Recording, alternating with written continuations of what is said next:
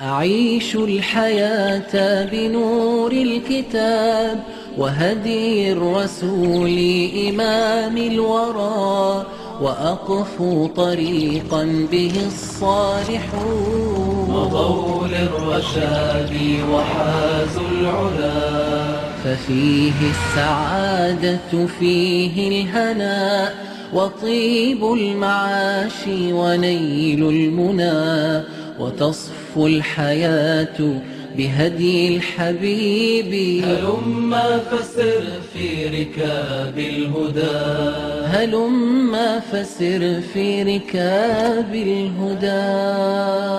أعيش الحياة بنور الكتاب وهدي الرسول إمام الورى.